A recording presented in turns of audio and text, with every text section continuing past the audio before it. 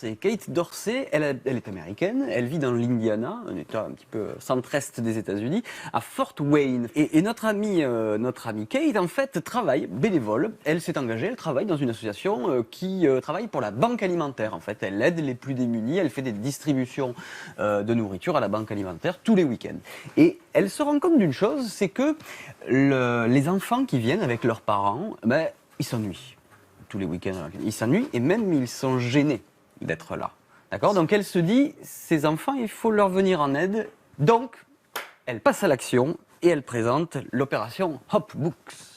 Qu'on traduit par Les livres de l'espoir. Elle décide qu'il faut que tous ces enfants qui viennent à la banque alimentaire puissent avoir de la lecture, puissent se cultiver, puissent s'éveiller, puissent s'instruire, puissent se changer. Alors l'idée est magnifique, mais vous y prendriez comment pour récolter des bouquins? Je trouve l'idée géniale. Nous, on avait dans notre ville, juste à côté de Lausanne, à l'arrêt de bus, on pouvait prendre et poser des livres. Donc tout le monde, c'est quelque chose de solidarité en fait. Et ça marche vraiment très bien. Une fois qu'on a lu un livre 3-4 fois, on peut le reposer et le partager.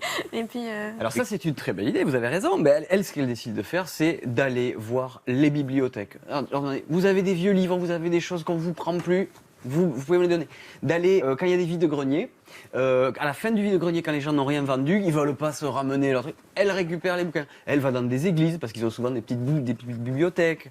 Ils lui donnent des bouquins. Elle va voir des particuliers. Enfin, son opération, c'était début 2016. Je veux, pour fin 2016, avoir 10 000 bouquins.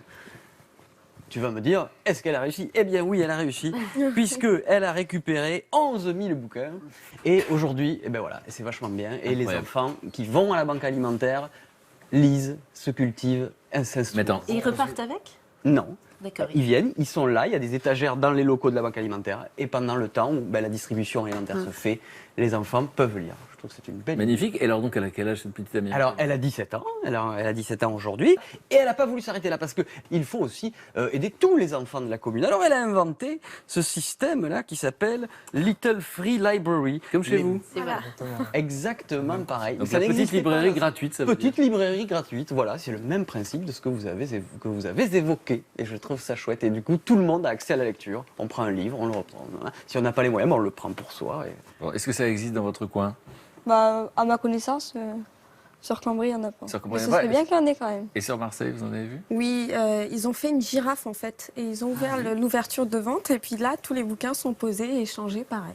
Oui, il faut qu'ils aient plusieurs Exactement. livres. Il faut les garder chez soi. Donc des initiatives qui n'existaient pas, moi, quand j'avais votre âge. Et donc, c'est des nouvelles idées qui se répandent. Et donc, on voit que ça peut changer le monde. Une idée super simple. Hein.